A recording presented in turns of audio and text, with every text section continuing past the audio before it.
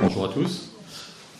Dans quelques mots, Environnement Industrie est une association qui a été créée par les chambres de commerce, le MEDEF, les fédérations professionnelles et un certain nombre d'entreprises. Donc il agit un petit peu comme une fédération professionnelle, si ce n'est qu'il est transverse sur les sujets environnement au sens large et industrie, c'est-à-dire le domaine de l'eau, de l'air et bien sûr les déchets, qui est le sujet qui nous intéresse aujourd'hui. Donc très rapidement, dès les premières années de l'association, est apparu le... C'était le truc là. Voilà, est arrivé très rapidement la problématique de qu'est-ce que je fais de mes déchets. Et donc vous voyez que ça a maintenant 20 ans, il a été établi un document à usage des entreprises, de telle façon à pouvoir mettre en relation le plus rapidement possible les gens qui produisent des déchets et les gens qui peuvent les prendre en charge. Donc au fur et à mesure de l'évolution, on est passé du papier à la version informatique, bien sûr. Tout ça, aujourd'hui, on en parlera tout à l'heure, on est sur le point de faire encore une nouvelle version. Alors, cet outil, vous voyez les différents acteurs, c'est les acteurs habituels. On va retrouver l'ADEME, la région qui est chef de file maintenant, l'Adréal et l'Agence de l'eau. Bon, ça peut être utilisé par tout le monde, mais c'est utilisé quand même principalement par les entreprises. Et ça a pour but de leur mettre sous la main directement les éléments nécessaires en termes de réglementation. Ça permet aussi aux prestataires de se référencer en ligne. Et surtout, ce qui est le plus utilisé, c'est le moteur des recherches qui permet de boucler entre les producteurs de déchets et les prestataires. Alors voilà la page d'accueil du site internet actuel. Donc bon, il va être rénové d'ici peu. On voit les éléments habituels, hein, les déchets non dangereux, les déchets non dangereux et les déchets spécifiques. Alors, on va avoir derrière, pour chaque grande famille de déchets, une fiche technique. Là, vous avez l'exemple des emballages souillés, sur lequel on va rappeler le réglementaire et on va rappeler les modalités possibles de traitement. On a la même chose ensuite sur le moteur de recherche. Moteur de recherche, vous allez retrouver les éléments qui sont nécessaires lorsque vous voulez, je dirais, faire quelque chose de vos déchets. Alors faire quelque chose de déchets, d'abord il faut le définir. Ensuite, il faut dire quel est son besoin. Est-ce qu'on a besoin de transport? Est-ce qu'on a besoin de stockage? Est-ce qu'on a besoin de traitement? Bien sûr, où l'on est, parce que le déchet, c'est quand même quelque chose qu'on n'aime pas trop transporter. Donc, si on peut le traiter localement, c'est mieux. Et puis, qui est son détenteur? Est-ce que c'est un particulier? Est-ce que c'est une entreprise? Donc, dans le cas qui nous intéresse, c'est surtout les entreprises. Et puis, comme je l'ai dit tout à l'heure, vous avez le référencement des prestataires.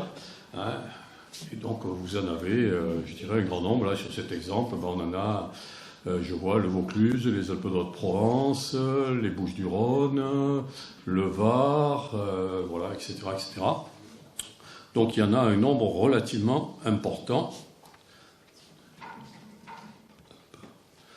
Alors, puisqu'on parle nombre, voilà les nombres. Donc, il y a 211 entreprises inscrites, c'est-à-dire ce sont des entreprises qui sont abonnées et qui utilisent ce site, alors soit comme producteurs de déchets, soit comme prestataires. Et puis, il y a 32 organismes, je dirais, type éco-emballage ou autres, qui participent aussi au système. Bon, les questions, comme je l'ai dit tout à l'heure, peuvent être posées par tout le monde, mais en grande majorité, c'est quand même les entreprises qui utilisent cet outil.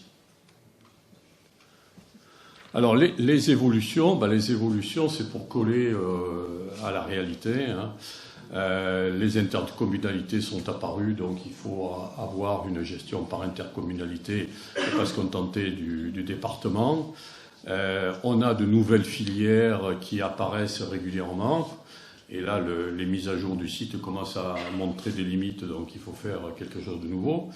Ce matin, vous avez eu une intervention, je crois, de la région, donc elle a dû vous parler de fil déchets qui apportent de nouvelles solutions. Et enfin, pour ceux qui savent vraiment pas trop quoi faire, etc., une nouvelle fonctionnalité en disant, je signale mes déchets. Et je vous l'ai dit tout à l'heure, l'Environnement Industrie a parmi ses membres les chambres de commerce. Donc il est prévu que les conseillers des chambres de commerce pourront aider les entreprises qui ne sauront pas trop comment régler le sujet. Donc il y a une combinaison, une espèce de partenariat qui est fait entre Environnement Industrie et ses membres, puisque la CCIR est membre d'Environnement Industrie. Donc des partenaires, vous les connaissez déjà tous, hein, c'est pas la peine que je revienne dessus. Voilà, et il y a même déjà des perspectives pour 2018, c'est d'essayer de développer le concept d'économie circulaire à partir de ce site. Donc c'est de développer une espèce de bourse aux déchets, voilà, et puis ensuite d'aller vers des applications smartphone. Voilà pour une présentation très rapide, puisque le timing est très serré. Merci beaucoup, Léa.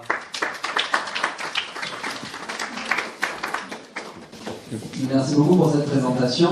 Ce qu'on fait en général, puisque vous arrivez, c'est qu'on pose des questions juste après un certain nombre de présentations qui sont été faites. Donc, je vous le disais, on est rentré dans le monde de l'industrie, et maintenant, on va passer à la partie pitch, en fait, de nos entreprises innovantes. Donc, on a deux pitchs qui vont se succéder les uns avec les autres. Vous avez un quart d'heure, alors ça va donner, vous êtes juste après dans les derniers pitchs. Donc, si je ne me trompe pas, et je vais re-regarder le programme, effectivement, on a la société Penunk que beaucoup de personnes attendaient, et on a son directeur commercial, donc du coup, merci beaucoup, qui nous rejoint. Vous avez une presse oui, non, sur l'ordi. Bon, parfait, on va vous installer. Je vous cède le micro, merci beaucoup. Merci. Merci beaucoup, merci de cette opportunité de venir présenter aujourd'hui. Tout d'abord, mes excuses, puisque je ne peux pas participer à l'ensemble de la journée, parce que nous avons actuellement un événement qui se passe dans notre entreprise avec une trentaine de clients. Moi, j'ai juste fait l'aller-retour, je vous prie de m'en excuser. En revanche, pour me faire pardonner, demain, on a porte ouverte pour cette assemblée, donc vous êtes tous les bienvenus. Je crois qu'il y a déjà pas mal d'inscrits, et j'aurai le plaisir donc, de vous présenter plus en détail l'entreprise demain. Donc je vais vraiment essayer de m'en tenir à mon pitch aujourd'hui. Merci beaucoup.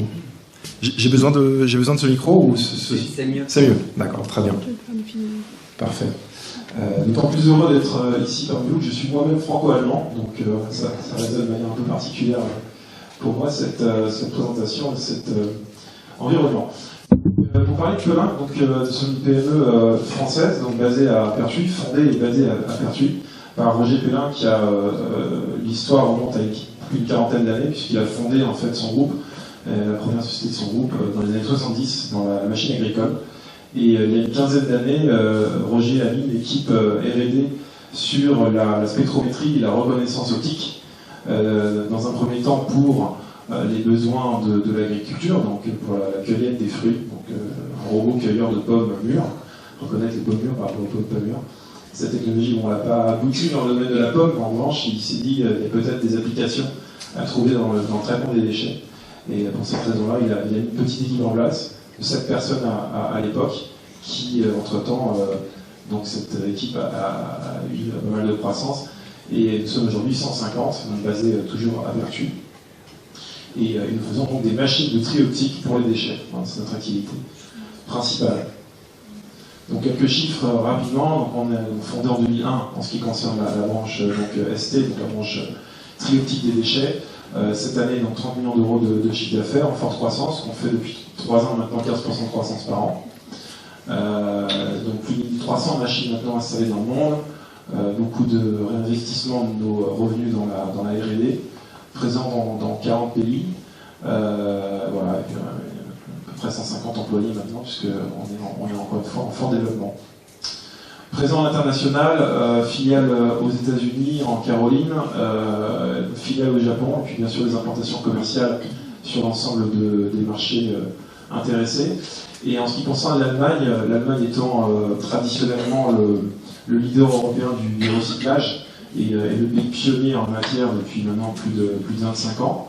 Donc c'est évidemment un marché important en tant que tel, un marché qui avait été peu adressé par Péninck par le passé, pour la bonne et simple raison que nos deux principaux concurrents mondiaux sont des boîtes allemandes, et donc on leur avait un peu laissé la place libre, un peu trop longtemps d'ailleurs, donc ça y est, on s'y remet, on a embauché un commercial qui va assurer notre présence sur place, et les premières machines seront livrées en novembre, donc c'est un vrai renouveau.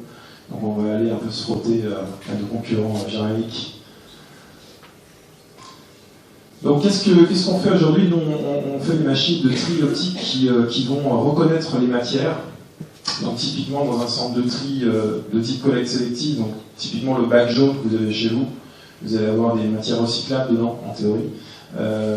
Et donc les centres de tri, leur métier c'est de séparer ces différentes matières pour en créer des flux de matières qui vont elles-mêmes être recyclées.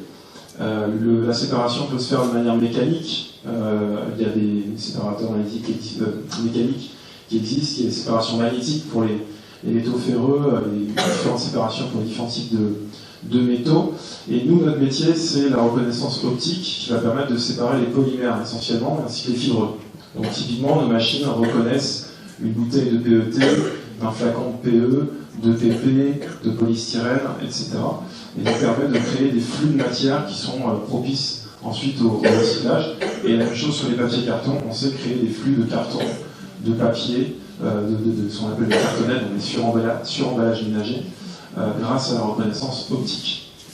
Donc ça retrouve ses applications donc dans les déchets ménagers au sens des particuliers. Et donc on va retrouver les centres de tri, collecte sélective, bac jaune.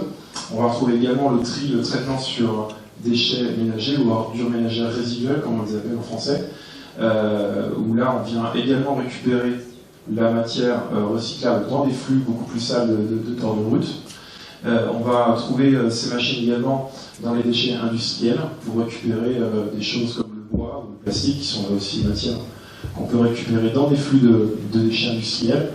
Ça a également une application dans les déchets électroniques, où là on va avoir une grande hétérogénéité de déchets, entre des déchets plutôt métalliques, plastiques, des cartes électroniques également. Donc ça, on peut également, grâce à notre technologie, séparer ces différents flux.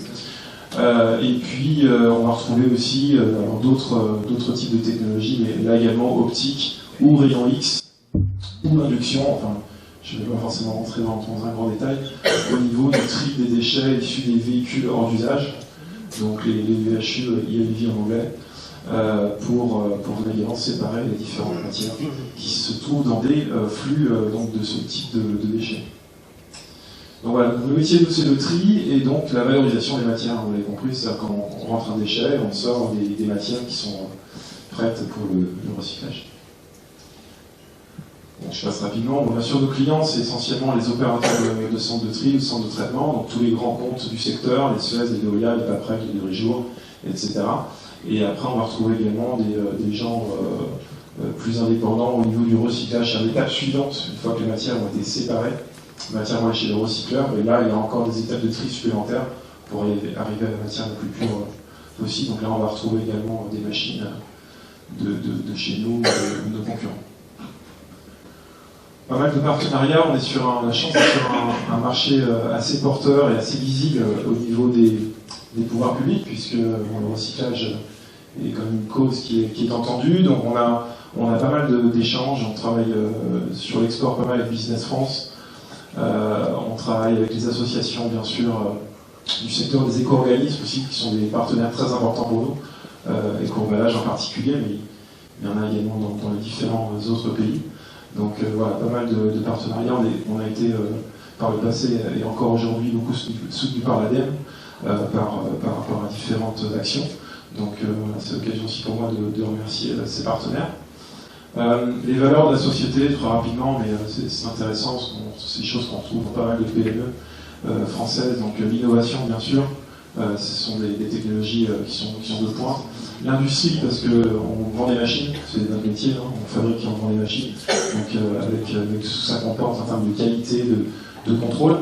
L'international, on est une petite société, mais 70 à 80% suivant les années de notre chiffre d'affaires est réalisé à l'export. Donc c'est vraiment 80%.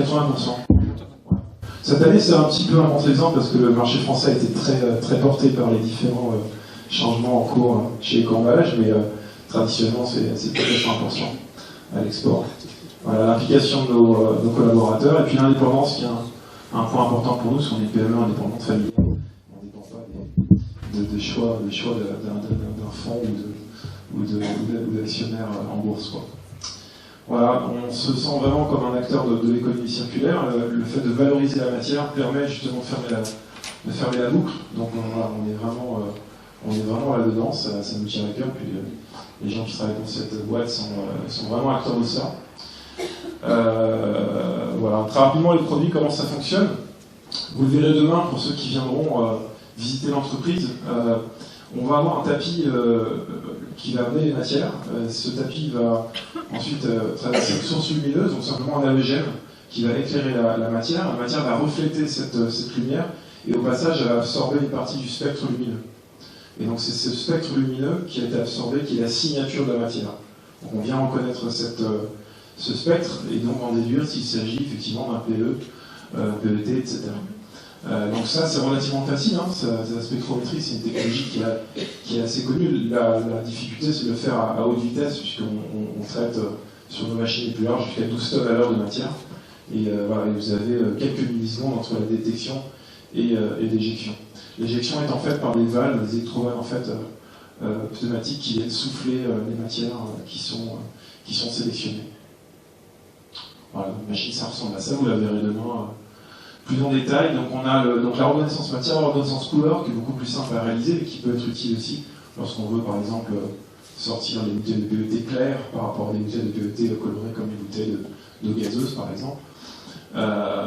On peut utiliser ces trois signaux ensemble dans la même machine pour en faire des stratégies de tri plus évoluées.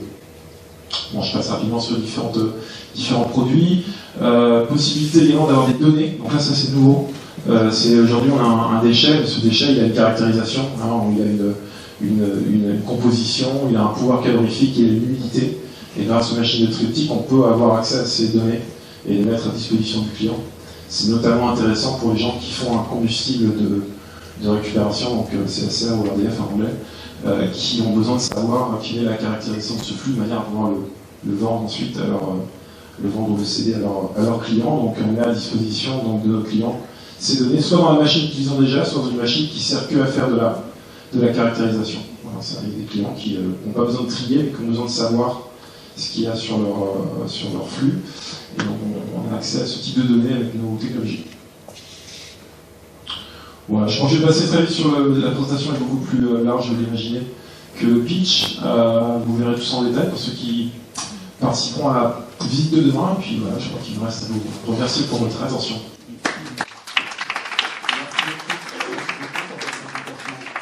Donc merci beaucoup pour l'invitation et l'opportunité qui m'est donnée de vous présenter un peu les opportunités de financement présentes dans Horizon 2020. Donc peut-être avant de commencer, quelques mots pour vous expliquer en fait qu'est-ce que le point de contact national et du coup pourquoi je suis là aujourd'hui devant vous pour vous parler de programmes européens et d'Horizon 2020. Alors, voilà. Donc le point de contact national pour le programme donc, du défi 5 qui est le défi qui s'occupe de climat, environnement, matières premières et également qui aborde quelques points sur la valorisation et le traitement des déchets. Donc le point de contact national, il est coordonné, c'est un consortium en fait d'instituts français. Il est coordonné par l'ADEME et donc il est dans chacune des institutions qui sont présentes, là les logos que vous voyez, participent et animent ce point de contact national. L'objectif du PCN, c'est donc de sensibiliser la communauté scientifique française à toutes les opportunités de financement présentes dans le programme de travail du défi 5, donc action climatique, environnement, efficacité des ressources et matières premières. peut-être avant de commencer, est-ce que certains d'entre vous participent déjà dans un projet financé par le programme H2020? Est-ce que vous êtes impliqués dans un projet? Oui. Donc vous connaissez. Est-ce que certaines personnes n'ont jamais entendu parler d'H2020? La structure, les piliers, tout ça. Bon. En fait, je vais essayer de rester vraiment le plus simple possible. Si ça commence un peu à être compliqué, n'hésitez pas à me le dire. Ah, en fait, il ne faut pas le tenir en bas parce que vous avez mis. Pardon. Parfait. Donc, le programme Horizon 2020, c'est le programme de financement de la recherche et de l'innovation de l'Union européenne. Donc, il est organisé autour de 3 grands piliers. Un premier pilier sur l'excellence scientifique. Donc, on va retrouver plutôt des projets qui vont plutôt financer de la recherche fondamentale. Le pilier 2, c'est la primauté industrielle. Donc là, on va retrouver des financements plutôt pour les industries et pour les PME. Et le pilier 3, c'est celui dont je vais vous parler aujourd'hui.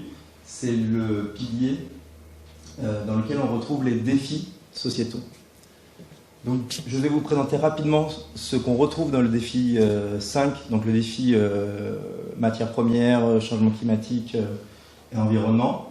Et ensuite, j'essaierai de vous présenter quelques lignes d'appel présentes dans le programme Horizon 2020.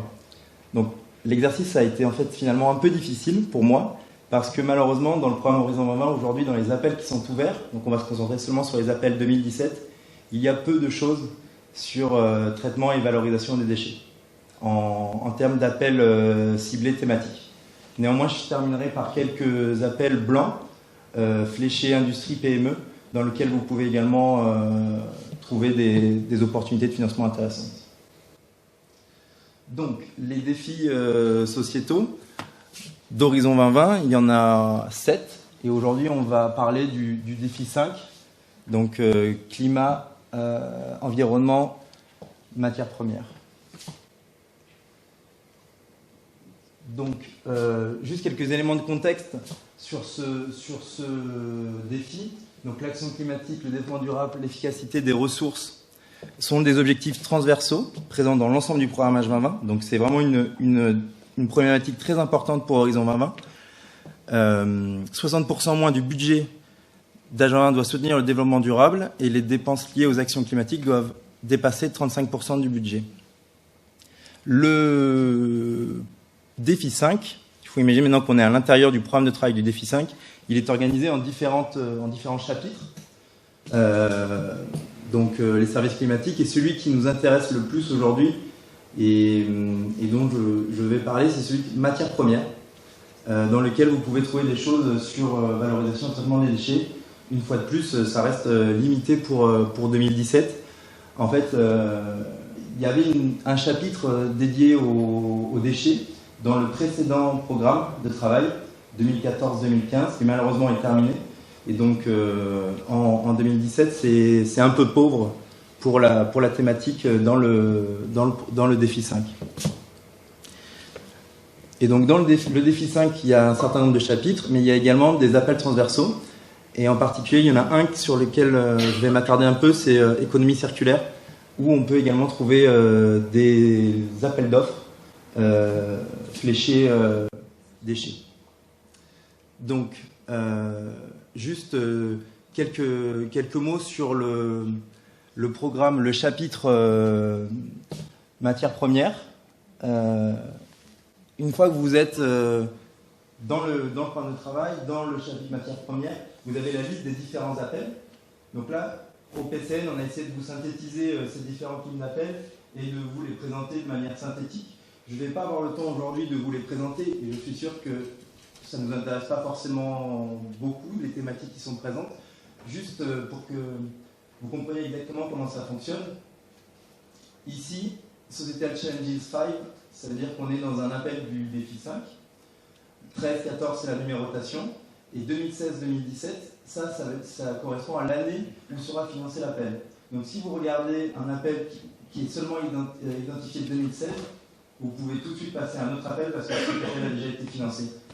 Donc aujourd'hui, il faut vous concentrer que sur les appels identifiés 2017. Et donc par exemple, pour les deux premiers, en fait, il y avait des appels ouverts en 2016 et d'autres en 2017. Et ici, il y a peut-être que celui-là, 2017B, Good Practices in Waste Collection Systems, qui peut vous intéresser. J'aurai malheureusement pas le temps de vous le présenter en détail, mais vous aurez les slides. Et en fait, au PCN, on a traduit les différents sujets. Et donc, vous aurez tous les appels disponibles. Donc, je passe un peu vite sur ça. Deuxième type d'appel ou de programme dans lequel vous pouvez retrouver des opportunités de financement pour la thématique traitement et valorisation des déchets, c'est le programme transversal économie circulaire. Là aussi, même système, vous avez le tableau qui récapitule les appels ouverts en 2017. Et donc ici, il y en a deux. Donc une fois de plus, ce sont des appels qui étaient ouverts en 2016 et en 2017. Et donc il faut que vous vous concentrez uniquement sur les appels B. Ce sont les seuls qui sont ouverts en 2017. Donc ici, on a un call Systemic Innovative Approach for the Circular Economy. Et c'est le projet B qui sera financé cette année. Systemic Services for the Circular Economy. Et ensuite, vous pouvez trouver le type d'action, le budget et les dates limites pour soumettre vos projets. Donc ici, le 7 mars 2017. Et le deuxième projet, appel à projet, c'est quelque chose autour de l'eau dans le contexte de l'économie circulaire. Et donc, c'est toujours le sujet B qui est ouvert cette année. Donc, je ne sais pas si c'est des choses qui vous parlent ou qui sont dans votre thématique, puisque je ne les connais pas en fait réellement. Je ne sais pas exactement sur quoi vous travaillez. Est-ce que c'est des choses qui vous intéressent, ou je passe tout de suite et on parle des programmes blancs qui du coup là sont beaucoup plus ouverts en termes de projets. Parce que l'idée en fait de ces programmes thématiques et de ces appels à projets thématiques, c'est que vous avez en fait une question qui est posée par la Commission européenne. C'est ce qu'elle fait ici. Et donc, votre projet doit y répondre. Donc, vous ne pouvez pas proposer quelque chose qui soit hors sujet. Vous devez absolument reprendre tous les mots-clés qui sont présents dans l'appel.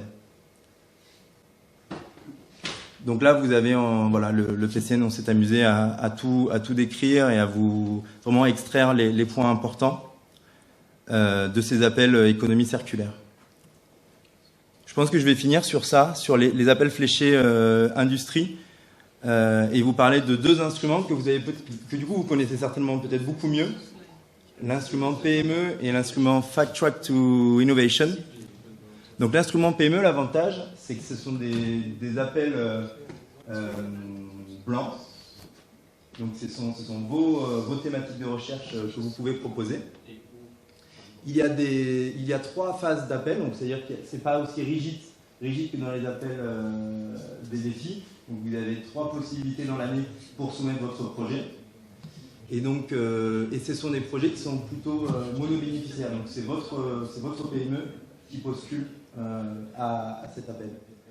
Donc le périmètre, c'est toute éco-innovation de produits, de procédés, de services, de business model dans tous les secteurs, climat, environnement, ressources et matières premières. Et donc là, forcément, valorisation et traitement des déchets peut retrouver sa place. Les impacts attendus, donc ce à quoi doit répondre votre projet, améliorer la rentabilité et la croissance des PME par des innovations compétitives sur le marché européen et mondial, assimilation et diffusion durable par le marché des innovations au bénéfice du climat et de l'environnement, accroissement des investissements privés, et enfin, les impacts, et ça c'est important, les impacts sont à décrire qualitativement et quantitativement. C'est-à-dire qu'à l'inverse des appels des défis, dans les critères d'évaluation, pour l'instrument PME, c'est le critère impact qui sera évalué en premier, qui comptera le plus. Donc c'est vraiment, dans l'écriture des dossiers, c'est sur ce point-là que vous devez absolument vous concentrer. 3 phases. Donc phase 1, donc ici on est plutôt sur le développement d'une étude de faisabilité technique et économique. Donc c'est des dossiers courts de 10 pages avec un financement de 50 000 €. Le phase 2, donc c'est un financement un peu plus conséquent, et donc là c'est soutien au projet dont le business plan stratégique présente un très haut potentiel de croissance et de compétitivité. Et ici on est sur des dossiers un peu plus lourds, mais en même temps c'est normal puisque le budget est aussi un peu plus conséquent. Donc la commission veut vraiment vérifier que votre projet a vraiment un fort potentiel, une forte valeur ajoutée, Et la phase 3, on est vraiment dans la phase de commercialisation et de mise en réseau. Sachez également que la Commission européenne, pour l'instrument PME, elle a vraiment facilité toute la phase d'évaluation et de contractualisation pour que ça aille plus vite et que vous soyez, que si vous êtes accepté ou que votre projet passe, que vous puissiez le démarrer le plus rapidement possible. Et il y a un certain nombre d'aides qui peuvent être que vous pouvez trouver pour l'appui au montage de projets, en particulier dans le cadre du réseau Entreprise Europe Network. Et je terminerai par cette dernière slide sur un autre outil plutôt fléché industrie, le Fast Track to Innovation. Donc ici, on vise à soutenir des projets de R&D et d'innovation proches du marché qui aboutiront à la commercialisation à très court terme de produits, services ou procédés innovants. Également ici, ce qui est important à retenir, c'est que ce sont des appels blancs, donc des appels bottom-up. On est plutôt sur des projets en consortium, donc entre 3 et 5 partenaires. Et là, on va plutôt viser des entreprises un peu plus... on va plutôt... C'est pas forcément des PME qui vont être attendues sur ce type d'appel, mais des entreprises avec un peu plus de salariés à plus grande échelle. Les projets auront une durée de 12 à 24 mois. Et le financement, quand même, peut aller jusqu'à 3 millions d'euros. Donc, malheureusement, dans le temps imparti, je pouvais rarement faire mieux et rentrer plus dans le détail de tout. Je pense que j'en ai quand même déjà dit beaucoup. Je vais m'arrêter là et s'il y a quelques points qui méritent éclaircissement, je pourrais prendre quelques questions. Merci beaucoup. Merci beaucoup pour cette présentation. Alors, c'est vrai que c'est très intéressant. Merci de nous donner l'occasion de s'exprimer là. Donc, Terradona, si j'en viens un peu à la genèse de l'entreprise, Terradona, c'est des personnes qui sont portées par des valeurs communes et qui considèrent en fait que l'innovation, c'est une valeur de progrès pour l'être humain. Et qu'à ce titre, ça doit venir permettre des solutions pour les collectivités afin de permettre des solutions à des problèmes qui sont, en règle générale, insolubles. Comme par exemple le tri des déchets en France. Pas chez nos amis allemands, mais chez nous en tout cas. Donc Terradona, c'est une start-up qui fait des produits innovants pour la Smart City. Et le premier produit qu'elle a sorti, c'est celui-ci qui s'appelle Clink. Donc Clink, si je devais le résumer, c'est ce que font nos amis de Pelec sur des chaînes qui font plusieurs mètres de long et qui coûtent plusieurs centaines de millions d'euros. C'est la même chose, mais sur 0,3 m3. Ça coûte pratiquement rien. Et ça permet de caractériser les matériaux à la déchet, les matériaux et les déchets, à raison de un matériel pour 480 millisecondes, c'est-à-dire à peu près 2 matériaux à la seconde. Donc, pourquoi ce système Clink? Tout simplement pour permettre aux gens de revenir vers les conteneurs de tri et de faire l'acte citoyen de tri. Alors pourquoi? On s'est aperçu en fait d'une chose, on a fait un constat, c'est que partout en Europe, la démarche éco-citoyenne est maintenant établie. Simplement,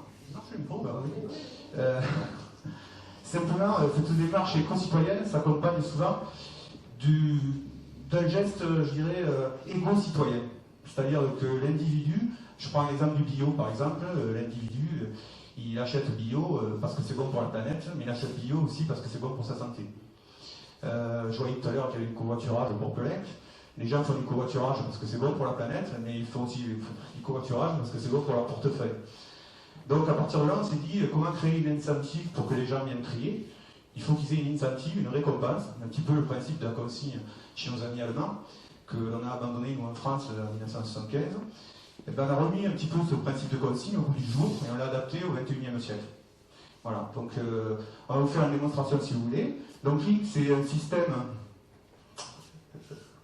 je vous dis, qui fait 0,3 m3, qui s'intègre à n'importe quel conteneur de tri existant en Europe. Donc il n'y a pas besoin de changer le parc de conteneurs. Vous venez plugger cet appareil sur le conteneur un petit peu comme une box sur une télé, et vous ramenez la poubelle du XXe siècle, un conteneur intelligent et connecté du XXIe siècle, qui va reconnaître les matériaux, qui va reconnaître les usagers. La reconnaissance des usagers va permettre de leur attribuer des récompenses, et de les récompenser pour l'acte de tri. Alors on va vous faire une petite démo si vous voulez. On peut se connecter via une carte sans contact via une application smartphone. On va vous faire la carte sans contact si vous voulez. Donc je vais te laisser faire une démonstration. Est-ce que tu as une carte avec toi? D'accord. Donc pendant qu'il va chercher la carte. Alors je ne passe pas les slides derrière, mais en fait vous avez la première slide qui montrait un petit peu ce que ça avait coûté. Cet engin que vous avez devant vous, c'est 1 million d'euros de recherche et développement. C'est 17 ingénieurs mobilisés pendant un an. C'est 3 brevets déposés à l'international. Et c'est aussi beaucoup de jus de cerveau, 17 ingénieurs, je vous dis, et une collaboration avec un laboratoire public, le LETI de Grenoble, le laboratoire d'électronique et de technologie d'information du CEA. Voilà. Donc, vas-y, je t'en prie. Dans le citoyen Intronet, il jette son déchet à la volée. Donc là, c'est un conteneur en verre. Il jette du verre, une petite diode verte, il est récompensé d'un point sur son smartphone, il est directement. Là, il est récompensé un deuxième point. Par contre, s'il se trompe sur le déchet, forcément, là, il n'aura pas de point. On peut aussi en enlever, on n'en est pas encore là, mais pour le moment, on n'attribue pas de point lorsqu'il se trompe. Donc, le citoyen voit qu'il a fait son acte de tri et qu'il l'a bien fait. Avec les points récoltés, il va sur Internet, sur le site clink.com, et il transforme ces points en bons cadeaux, en place de cinéma, en réductions diverses et variées, ou même en dons à des associations caritatives. Je dis ça parce qu'on est dans une expérimentation sur la métropole de Marseille et Aix, et on s'est aperçu que les gens étaient très généreux, parce que beaucoup de gros trieurs donnaient en fait leurs points qui étaient transformés en euros à des associations caritatives. Donc je remercie les Marseillais et les Aixois de ce geste. Donc je vais peut-être vous montrer juste les résultats de l'expérimentation, si je trouve la télécommande. Voilà.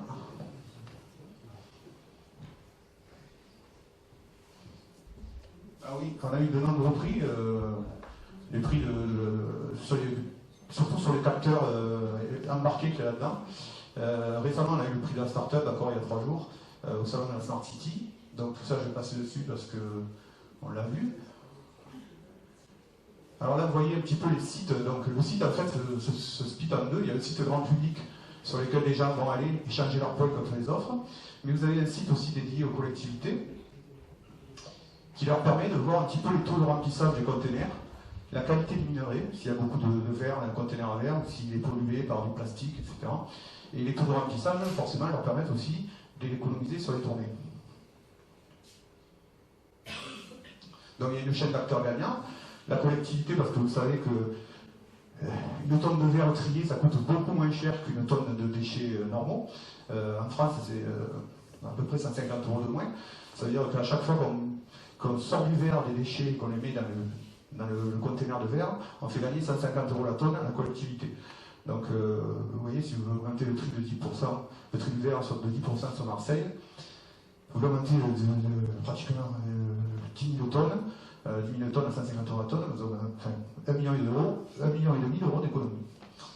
Donc la collectivité gagnante, l'usager, parce qu'on le récompense en fait pour son geste citoyen, et le commerçant, puisque via notre site internet, il va avoir une visibilité, une vitrine qu'il n'a peut-être pas. Je pense en particulier aux petits commerçants de centre-ville, les petits coiffeurs, ou les restaurants, etc. Ont une visibilité sur internet, puisque aujourd'hui on est sur l'expérimentation, on travaille sur 40 000 personnes. Sur 40 000 personnes, on a déjà 25% des gens qui se sont abonnés à notre site. Donc ça représente déjà quelques milliers de personnes. Ils viennent cliquer en moyenne 5 fois par jour. Donc ça vous donne un petit peu une idée du trafic sur le site. Donc on est en cours d'expérimentation sur la métropole Aix-Marseille. Aujourd'hui, au bout de 6 mois d'expérimentation, 5 mois, on peut vous donner quelques chiffres. Sur l'Ambesque, on a augmenté le tri de 4,8 kg par an par habitant en 6 mois. Sur Septembre, on a augmenté de 5 kg par an et par habitant. Et sur Sormiou, de presque 8 kg par an et par habitant. C'est-à-dire qu'en 6 mois, on a permis 46 tonnes de tri supplémentaires à l'Ambesque, 55 tonnes de tri supplémentaires à Septembre et 53 tonnes sur Sormiou. Pour vous donner une idée, Sormiou, il y a 4 containers installés. 53 tonnes de tri supplémentaires. Septembre, vous avez 21 containers installés, et l'Ambesque, 18 containers installés. Donc les résultats sont très probants, et aujourd'hui, voilà, on est en cours de commercialisation. On a déjà signé avec 2 agglomérations, on espère signer beaucoup d'agglomérations pour que enfin notre pays arrive au niveau de l'Allemagne en termes de tri. Voilà, je vous remercie. Donc du coup, vous avez compris pourquoi j'adore cette start-up et pourquoi effectivement on en entend tant parler. Juste au passage, mon président était vice-président du tri des déchets, donc peut-être ça peut vous aider à vous développer aussi en vous le présentant. Il est passé tout à l'heure, il n'a pas voulu trop nous déranger en disant la manifestation est lancée. Je vois que ça se passe bien, mais je vais discuter avec vous. Ouais, ça va super. Allez, à tout à l'heure. Est-ce que vous avez des questions pour Terradona? Oui, bougez pas, j'arrive. Hop.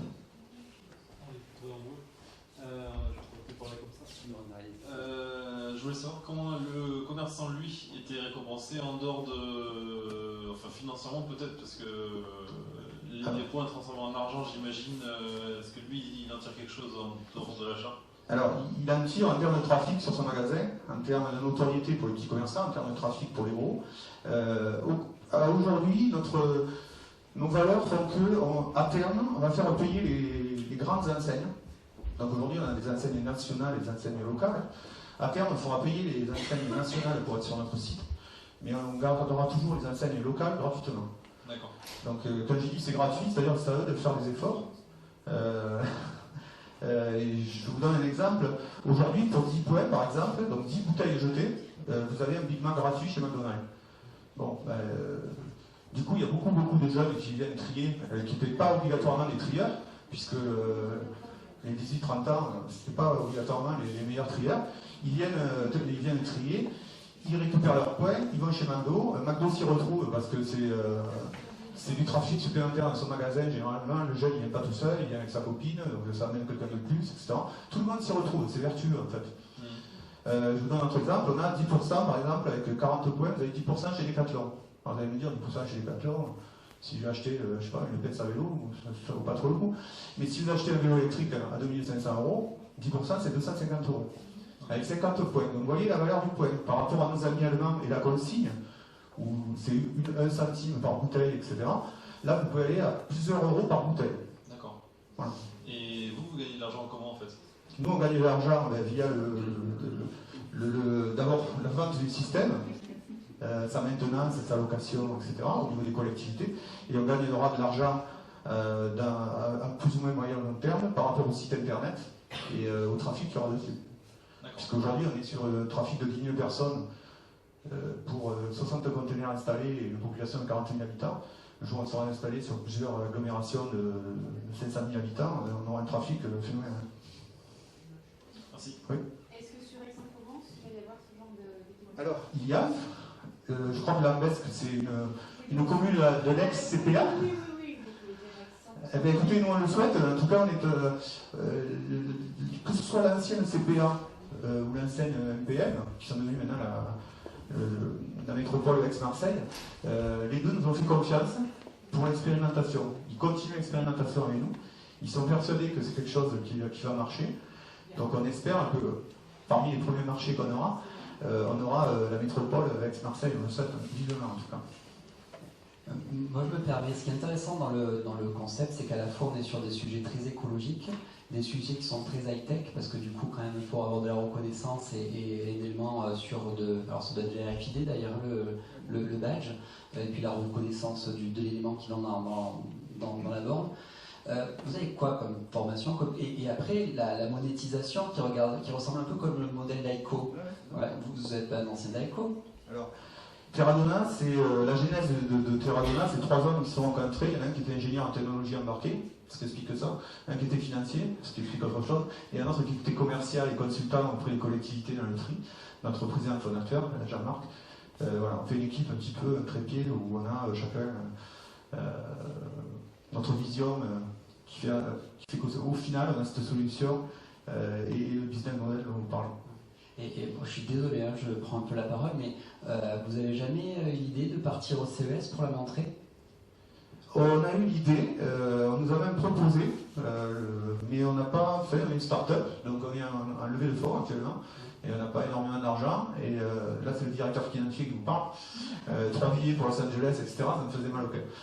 Voilà. Venez nous voir, on vous en trouver. Écoutez, Je vois tout fait. décidément, il va falloir qu'on se rencontre un peu. Je voulais juste finir. Tout à l'heure, je parlais de Poulenc, qu'on n'est pas réellement concurrents parce que vous avez vu que leur machine, c'est du tri optique en fait. Vous imaginez, sans être ingénieur, un container, l'été, ça atteint les 70 degrés. C'est lavé au Karcher, à 2G, à plusieurs bars. Et c'est secoué à 2G quand le camion est le chercher. Donc vous imaginez que ça ne peut pas être les mêmes solutions, c'est pas de l'optique. Il y a de l'alcool, des bouteilles, il y a des vapeurs d'alcool, etc. Donc c'est pas du tout les mêmes solutions que nos amis de Poulenc. C'est une solution innovante qui a fait l'objet de brevets. Je ne l'ai pas senti frémir en fait, je n'ai pas senti avoir peur, là il est parti notre directeur commercial, mais effectivement Poulenc il a pas mal de choses à traiter et là il y a largement la place pour les collectivités, pour le grand public. Enfin, bon, je vais arrêter parce que du coup il va croire que je vais vouloir à tout prix planter sur le site, mais bon. Est-ce que vous avez une dernière question pour Terradona? Non, peut-être pas. Bon, ben, grandement merci. Merci d'être venu avec le photo parce que c'était hyper parlant. Voilà. Et on va passer à la dernière présentation. Bon, mesdames et messieurs, bonjour. Je suis directeur de la société Connectivity, qui fait partie du groupe Terradona. Et je voulais vous présenter deux concepts tout à fait nouveaux dans la collecte des déchets. Parce que nous sommes spécialisés, nous sommes une entreprise EXA spécialisée dans la conception, la fabrication et la vente de réceptacles pour les déchets. Et donc, je voulais vous présenter deux concepts que nous commercialisons actuellement, que sont le concept Sotcon, qui est un conteneur enterré, le seul aujourd'hui qu'on peut collecter avec une benne à ordure ménagère classique, une BOM classique, sur laquelle on vient installer une grue sur le toit, ce qui n'était pas fait jusqu'à présent, puisque les grues étaient installées entre la cabine et le caisson. Et ce concept, qui est d'origine espagnole, est arrivé en France depuis environ 5 ans maintenant, et ça nous permet de collecter des conteneurs enterrés avec une benne à ordure ménagère classique, alors que tous les systèmes de conteneurs enterrés aujourd'hui doivent être collectés par des camions spécialement aménagés qui coûtent très cher, avec une trémie haute. Voilà. Donc, voilà un système qui est tout à fait aujourd'hui original et qui surtout est très économique puisque ça permet d'utiliser des camions existants dans les collectivités sans être obligé d'acheter des nouveaux camions pour collecter les conteneurs à déchets. Autre avantage, c'est que vous avez des collectes traditionnelles aujourd'hui en bac plastique roulant. Ce système permet de continuer à faire ces collectes en bac plastique roulant et avec les mêmes véhicules, de collecter des conteneurs enterrés. Donc, ce qui permet une progressivité dans l'installation du conteneur enterré dans les collectivités locales. Souvent, le problème, c'est quand on met des conteneurs enterrés, il faut changer tout le système de collecte de la collectivité, ce qui engendre des frais très très importants. C'est des budgets en général qui dépassent les 2 ou 3 millions d'euros. Avec ce système-là, avec des budgets bien inférieurs, on peut quand même collecter aujourd'hui en conteneur enterré, tout en continuant à faire une collecte classique avec des bacs. On a plusieurs exemples aujourd'hui d'installation. Le centre-ville de Montpellier est équipé comme ça. La communauté de Grand Narbonne entièrement équipée. Plus près de nous, Aygouvez, côté Lube, entièrement équipé de cette façon aussi. Il y a à peu près 200 conteneurs installés. Et progressivement, ils ont supprimé les bacs plastiques pour arriver au bout de 3-4 ans à installer des conteneurs enterrés qui continuent à collecter avec les mêmes camions qu'avant. Bon, voilà le gros intérêt de ce système. C'est un produit très fiable, donc cuve extérieure en béton, cuve intérieure en polyéthylène relativement légère. L'entretien maintenance est quasiment inexistant, il y a très peu d'entretien maintenance à faire. Le produit est très simple. On reste quand même, c'est ce qu'on préconise nous depuis, ça fait 25 ans que je fais ce métier, de rester dans des produits simples, parce qu'on est dans l'ordure ménagère, et qu'il ne faut pas des produits trop complexes avec de l'électronique, avec des doubles tambours, etc. Donc on reste un produit simple qui... Vous voyez également que la trappe, la borne d'introduction des déchets reste une borne simple également, cylindrique, où tous les déchets peuvent tomber dans le conteneur, aux normes évidemment, puisque c'est normalisé, hein, les normes engendrent aujourd'hui une demande simplement de hauteur de 82 cm de la borne pour être en norme. Donc en général, ça ne sert pas à grand chose d'avoir double, triple tambour, vous savez, pour bloquer l'accès à la borne. On a vu par exemple un cas sur le Grand Narbonne, c'est ce qui avait été demandé dans le cahier des charges avec un double tambour. On a installé, puisqu'on a également des bords d'un double tambour, on les a installés, au bout de 2 mois, on les a enlevés pour installer des trucs simples, parce que le double tambour, tous les déchets, quand ça rentrait pas, quand les sacs étaient trop gros pour le double tambour, les gens posaient les conteneurs, les sacs à côté du conteneur. Donc, ce concept est décliné évidemment dans tous les process, hein, avec fond ouvrant, plastique et métal. Voilà, on a toute une gamme complète, si vous voulez, de conteneurs entiers. Donc, bah, les bornes dont je vous parlais tout à l'heure, bah, là, en l'occurrence, c'est le Grand Narbonne, des bornes simples qui sont à peu près et entièrement en inox. Donc, après, décliné également en semi-enterré, parce qu'on a le même produit en semi-enterré, qui se collègue de la même façon. Voilà, donc ça c'était le premier concept qui est le conteneur enterré. Deuxième concept qu'on commercialise de plus en plus actuellement, qui est vraiment, on a énormément de demandes sur ce système, c'est la Big Belly. C'est une corbeille à compaction solaire communicante. Donc cette corbeille, aujourd'hui il y en a sur Strasbourg, il y en a à peu près 80 développés sur le centre-ville. Il y en a beaucoup développés de façon plus limitée dans beaucoup de villes françaises qui font des essais, parce qu'en France on veut toujours voir, essayer, voir comment ça fonctionne. On vient de signer hier avec la ville de Cannes un déploiement de corbeilles de ce type-là sur la Croisette. Nice est en cours d'étude également. C'est un produit qui compacte 6 fois le volume de déchets, voilà, avec un système de compaction, un panneau solaire sur le dessus, donc entièrement autonome, et compacte 6 fois le volume de déchets, et quand la corbeille est pleine à 60 ou 80%, elle envoie un signal, voilà, que vous recevez par mail ou par SMS, hein, et qui déclenche la collecte des déchets. Donc ça fait qu'on passe 6 fois moins souvent pour collecter des déchets. Alors, c'est une corbeille de rue, hein, là on n'est pas dans le déchet dans l'OM, on est dans le déchet de rue. Aujourd'hui, il y a de plus en plus de fast-food, de consommation de rue. Voilà, ce produit répond à cette demande-là. On évite toutes les nuisances, évidemment, parce que c'est un produit, on ne voit pas le déchet, hein, et également les nuisibles ne peuvent pas éventuellement enlever. C'est un gros problème également sur la côte. Je fais un menton, c'est les goélands qui viennent récupérer les déchets dans les poubelles, ils en mettent partout. Enfin, c'est vraiment une nuisance importante. Donc ce produit se développe de plus en plus. C'est également un support de communication, puisque ce produit, là c'est ce slide-là, simplement, vous montre le logiciel qui est livré avec, évidemment. Donc on envoie la communication, et vous avez un logiciel de gestion qui vous permet d'avoir toutes les données rendues par cette machine, c'est-à-dire les problèmes techniques qui peuvent survenir, mais également toutes les statistiques qui permettent de gérer après les collectes et les circuits de collecte.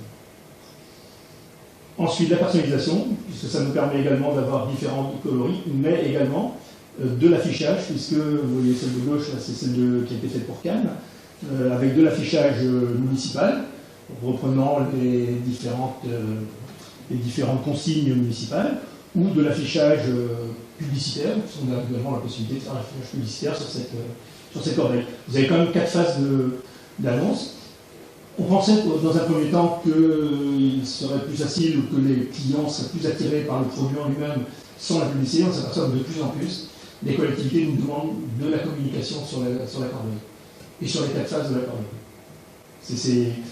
On est dans un concept, on n'est plus dans une corbeille à déchets, on est dans un concept beaucoup plus moderne, beaucoup plus intéressant qu'une simple corbeille. Ensuite, on a des possibilités de tri également, puisque ces corbeilles peuvent être livrées à l'unité, mais également en double ou triple station. Elles ne sont pas 2 corbeilles qui sont juxtaposées, elles sont liées entre elles par le côté, et ça fait un produit, si vous voulez, unique, avec, dans ce cas de la triple station, on voit beaucoup aux États-Unis d'ailleurs ce matériel-là, vous allez à New York, vous en voyez beaucoup, avec un panneau d'affichage, qui fait un panneau d'affichage, si vous voulez, qui sur la longueur, la qualité de la longueur de la corbeille. Voilà, donc quelques exemples d'installations que nous avons réalisées aujourd'hui et qui sont en train de se développer, parce que c'est un produit voilà, à Bordeaux, ça fait à peu près 5-6 mois que c'est en test, les élus veulent voir, une fois que tout le monde a vu que ça marche bien. Voilà, là on est en train maintenant, on commence à déployer, voilà, il va falloir sortir les appels d'offres, etc., pour déployer le produit à plus grande échelle.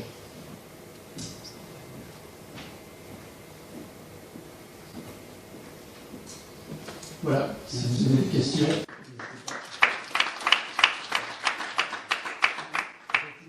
Bougez pas, j'arrête avec le micro. Quel est le type de compression dans la corbeille? Pardon? Quel est le type de compression?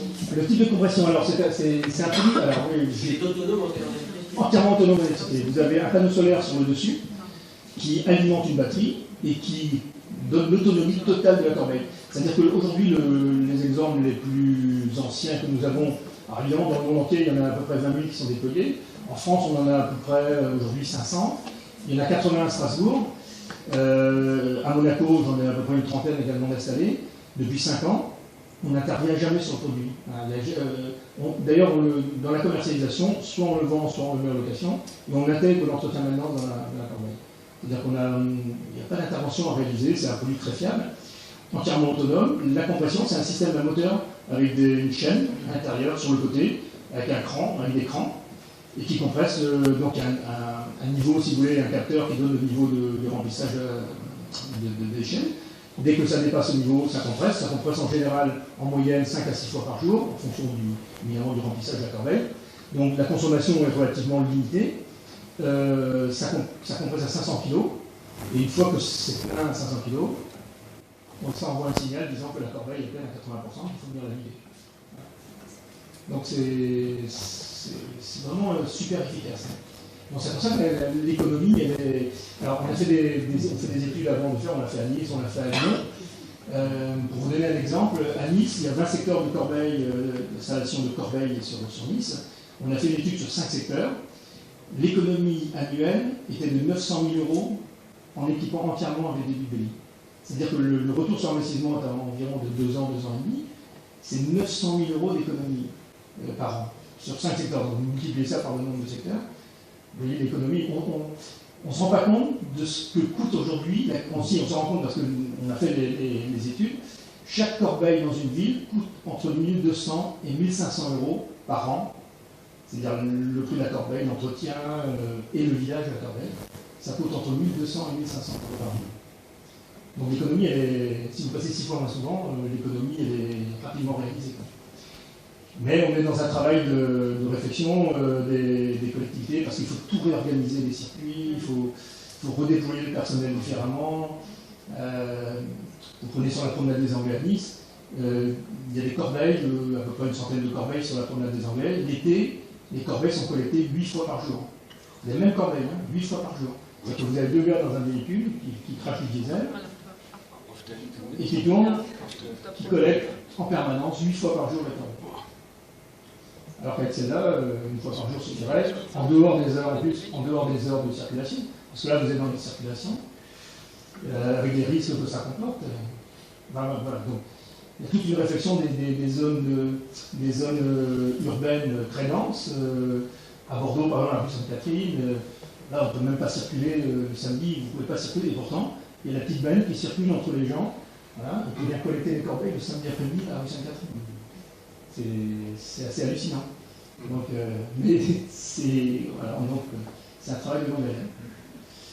Est-ce que vous avez d'autres questions? Moi j'ai juste une remarque, que ce soit pour TerraDonna ou pour vous.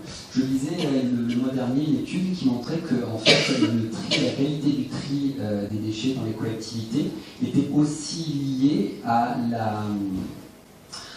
au degré, on va dire, de non-dégradation, en tout cas d'appétence pour l'urbain à y porter son déchet. C'est-à-dire qu'en gros, si vous avez une borne qui est toute sale, toute cassée, en fait, le taux de valorisation, le taux de tri est vraiment divisé de façon énorme.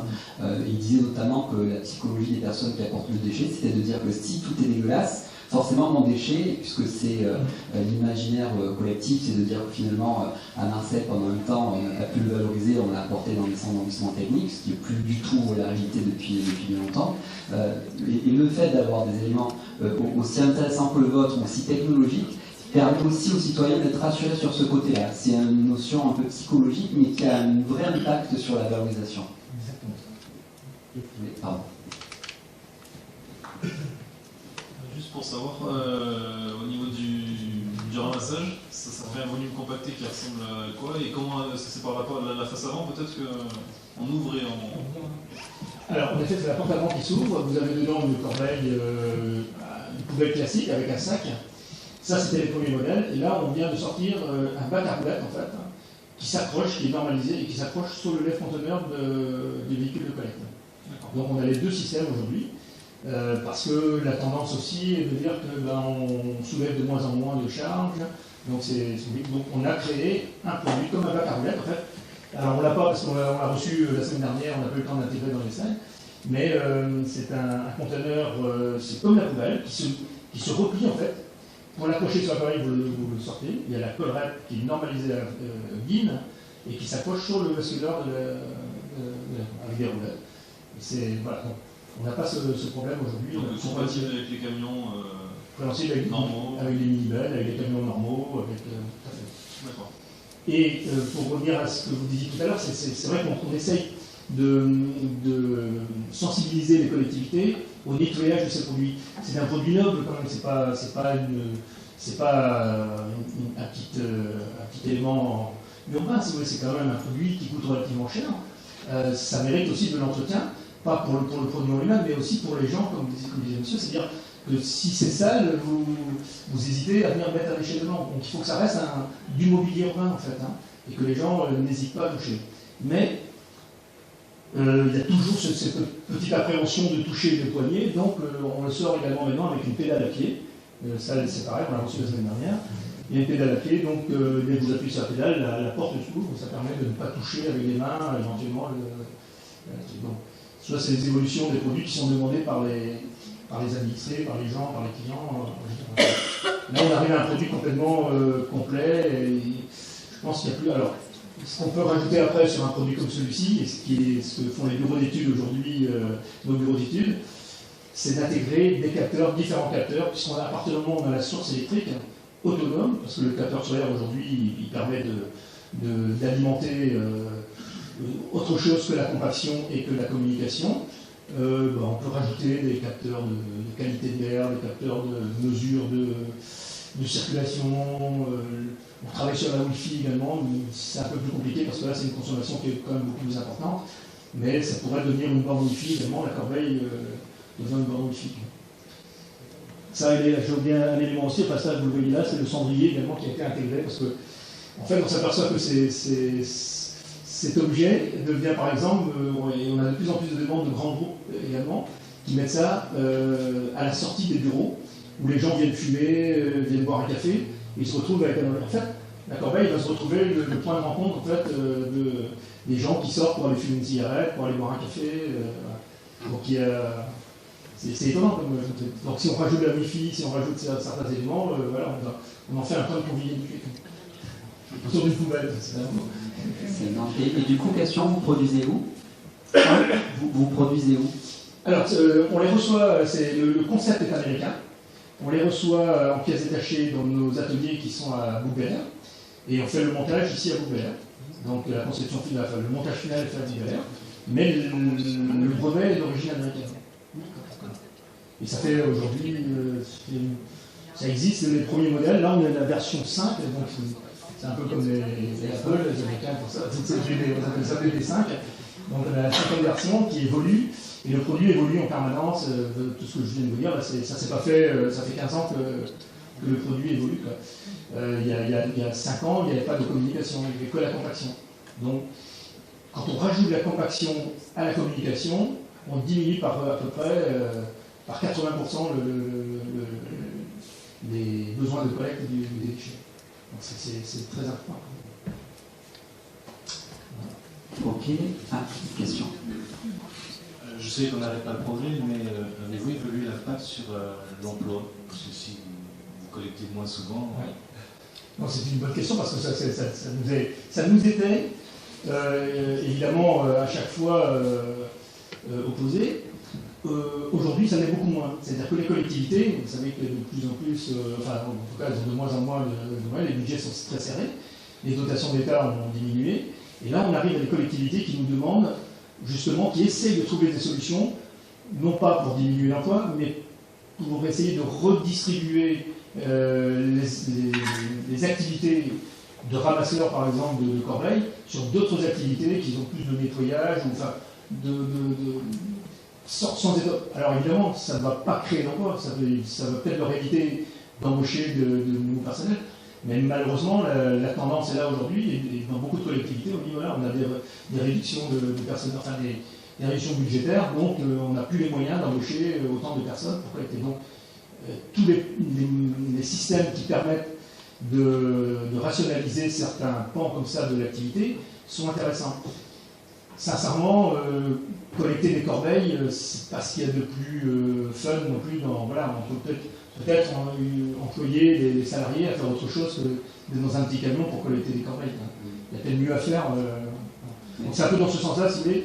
Mais en effet, c'est une question qui nous était posée. Il y a 5 ans, c'était presque à chaque fois de ouais, vous avez supprimé les emplois. Aujourd'hui, sincèrement, les clients ne le voient plus de cette façon-là. Non, ça facilite ça va nous régler un problème et ça va nous permettre d'utiliser les salariés pour faire autre chose. C'est le sujet de toutes les innovations. De toute façon, l'idée de petit à petit, pour des raisons de coût, pour des raisons de fiabilité, quand on automatise quelque chose aussi, de la pénibilité au travail réduit, et ce que répondent la plupart du temps les personnes, c'est de dire que ces personnes qui, effectivement, on a beaucoup, notamment dans les départements, de personnes qui sortent sans diplôme et qui ont besoin d'emploi, comme tout le monde. Peut-être que sur des solutions comme celle-là ou comme d'autres qui sont très innovantes, ça permet aussi de monter en gamme en termes de tâches, en fait. Effectivement, ça peut aussi progresser sur des métiers. Alors l'emploi, c'est pas les collectivités qui le créeront, et du coup ça se retrouvera moins dans vos impôts, mais ça sera vous qui le créerez dans vos structures, et effectivement c'est un emploi. Ce que l'on dit, et c'est les stats, hein, aussi, je ne suis pas non plus monsieur INSEE, mais on dit que pour un emploi, vous savez que ça n'existe plus d'ailleurs ce concept, mais pour un emploi métropolitain supérieur créé, c'est-à-dire un emploi de Bac plus 5 ou de Bac plus 8 comme un docteur, il y en a 4 qui se créent en chaîne, c'est-à-dire de moins en moins qualifiés. On va dire que pour une start-up ici qui s'implante sur le technopole, quand elle va rentrer dans un modèle industriel, effectivement, elle va pouvoir embaucher, alors elle va faire sa R&D, elle va faire travailler des chercheurs, là je vois nos amis qui sont toujours là du CRH, et à la fin, in fine, quand il va falloir le produire, quand il va falloir souder le composant, il y aura des personnes qui seront moins qualifiées, avec Bac Pro, pas Bac Pro, mais justement, on sait un peu l'évolution, il y a du numérique dedans, mais c'est l'évolution de la société par l'innovation. Vous êtes au cœur du sujet, je le sais. Est-ce que vous avez d'autres questions? Oui. Comment tu te présentes plus? Armand Mazion du CRH, donc le centre de recherche sur l'environnement qui est juste à côté. J'ai une question très bête. Un de vos arguments est l'opacité du conteneur. Maintenant, dans le contexte sécuritaire dans lequel on vit, comment ça... Est-ce que vous avez des solutions parce que on nous oppose toujours souvent, surtout dans le modèle associatif. Vous voulez organiser une manifestation et la mairie nous a dit vos poubelles doivent être transparentes pour qu'on puisse voir ce qu'il y a dedans. Donc là, c'est quelque chose qui va radicalement à l'opposé, puisque c'est quelque chose qui est opaque et qui va être, je dirais, moins surveillé entre guillemets pendant un temps plus long. Quels sont vos arguments pour contrer ça? Alors, c'est une question qui revient. Ce que je voulais préciser d'abord, c'est que la Vigipirate, c'est pas une loi. Il n'y a aucune loi qui impose de mettre des sacs transparents dans les poubelles, ou que les poubelles soient transparentes. Non, ça peut être les arrêtés de protection. Alors voilà, donc l'arrêté sera porté de loi. Tout à fait. Donc, voilà, mais je veux dire que c'est souvent dit, ouais, mais c'est pas conforme à la loi. Non, non. Alors après, en effet, il y a et c'est devenu presque, si vous voulez, aujourd'hui, alors que sincèrement, ça n'empêchera pas aujourd'hui de mettre une poubelle. Vous n'allez pas regarder à chaque fois. Personne ne regarde d'ailleurs à l'intérieur de chaque plastique s'il y a une bombe à l'intérieur, etc. Alors l'argument de Billy, c'est d'abord la trappe est relativement petite parce que c'est fait pour les déchets de nourriture et de rue. Donc on est sur une trappe qui fait 20 litres. Donc déjà pour rentrer une bombe là-dedans, c'est pas facile. C'est même quasiment impossible. Deuxième chose, évidemment, le produit, il est fermé, il est en partie métallique sur les 4 côtés, donc il y a des parois métalliques. Donc si vous voulez, le criminel, le terroriste qui veut mettre une bombe, il ne va pas le mettre dans un endroit confiné où il a peu de chances de faire des victimes. Donc déjà, intellectuellement, c'est pas compatible. Et l'autre argument, c'est-à-dire qu'à Boston, il y en a des corbeilles comme ça, des UBI, il y en a plein les rues. Quand il y a eu l'attentat de Boston, les sacs à dos des terroristes étaient posés par terre et n'a pas été posé dans une bibliothèque. Personne n'a eu l'idée de poser ça dans une bibliothèque. Enfin, moi je me fais l'avocat du diable. Vous avez raison, parce que c'est une question qui revient. Moi je vois vos arguments pour la prochaine fois qu'on nous impose des horreurs transparentes. Bien sûr. Et à chaque fois, on me demande, il faudrait faire la paroi de la porte transparente. Oui, non. Le but, c'est aussi c'est de ne pas forcément voir ce qu'il y a à l'intérieur, de ne pas voir le déchet. Donc, et rien ne prouve aujourd'hui, en effet, que le fait que le sac soit transparent, ça va empêcher quoi que ce soit au niveau des attentats. Mais je comprends, hein, il y a des réglementations, il y a des arrêtés préfectoraux qui sont lancés, surtout dans des endroits plus commerçants, par exemple, hein, les esplanades et tout ça. Donc, sur les collectivités, alors c'est assez étrange parce qu'il y a des collectivités qui n'en parlent pas du tout, voilà. Des collectivités qui sont inquiètes par rapport à ça. Alors, je pense qu'il y a tout un lobbying qui s'est créé aussi par rapport à la création de mobilier urbain autour du sac transparent. Aujourd'hui, vous voyez, les 3/4 des produits sont tous... voilà. Donc on a créé un business autour du sac transparent. C'est dur de revenir en arrière, hein. C'est vraiment ancré dans l'esprit des gens. Mais voilà, donc on a ces arguments-là. Après, en effet, si on a un arrêté préfectoral disant il faut absolument que ce soit transparent, en effet, voilà, donc on pourra pas, dans ce cas-là, peut-être qu'on pourra un peu lire. Mais je crois aussi au bon sens des gens. Et bon, surtout il y a la compaction en plus. Donc imaginez, vous mettez le truc de la compaction va se faire, la bombe, enfin je sais pas. Il y a intérêt de courir vite. Il a peut-être intérêt à ajouter. Vous voyez, c'est. Bon, il ne faut pas non plus compter sur le bon sens, parce que c'est comme ça. Ok, est-ce que vous avez d'autres questions? Non? Monsieur Astiz, merci beaucoup pour votre présentation et votre présence ici. C'est vraiment une belle innovation. En fait, bon, on vient des États-Unis, certes, mais en tout cas, c'est vous qui l'avez déployé ici en France. Et voilà, il y a un vrai intérêt à vous soutenir aussi. Écoutez, je pense qu'on arrive à la fin de ce séminaire franco-allemand, donc vous l'avez bien compris, c'est pas le 10e, c'est le 8e. Mais dans 2 ans, on se retrouve pour le 10e. En tout cas, ce qui est à peu près certain, c'est qu'on se retrouvera l'année prochaine sur notre thématique, parce qu'il y a un vrai sens à organiser ça, parce que les partenariats entre la France et l'Allemagne, de plus en plus, apportent la croissance de nos entreprises. Il y a beaucoup de programmes européens de collaboration qui permettent d'accéder à des guichets de financement et un déploiement de solutions innovantes sur l'ensemble de l'Europe. En tout cas, merci beaucoup à tous les courageux qui sont restés jusqu'au bout.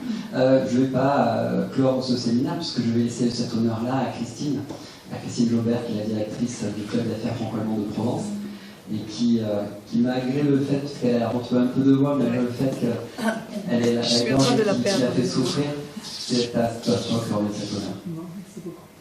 Bon, merci d'être venu, d'être resté. J'espère que vous avez appris pas mal de choses. Et j'espère aussi que cette action franco-bavaroise qu'on a commencé aujourd'hui va continuer. C'est le but que ça ne reste pas un one-off, comme on dit. Je pense que les contacts qui ont été pris. Donc normalement, l'année prochaine, effectivement, ce sera la 9e édition. Et comme j'avais annoncé, ce sera sur l'écomobilité. Alors on a choisi un peu un titre de genre de travail qui est la mobilité écologique égale performance économique. Donc autour d'utilité aussi effectivement pour produire l'énergie nécessaire à l'électricité pour l'écomobilité. Et puis sinon, je vous invite, si vous êtes intéressé par le franco-allemand en général, on n'organise pas seulement ces séminaires, bien que ce soit effectivement des rendez-vous très, très importants pour nous. On organise aussi des conférences, des rencontres autour du franco-allemand. Je vous invite soit à prendre affaire, me contacter, regarder sur notre site internet, il y a peut-être d'autres sujets qui vous intéressent. Et puis sachez qu'on est là pour vous si jamais vous avez des interrogations. Je remercie tout particulièrement Frédéric, bien sûr, qui est toujours fidèle au poste, comme on dit, qui ces animations toujours avec un brio. Et puis toute son équipe qui est toujours là aussi pour nous soutenir. Merci. Et puis rendez-vous le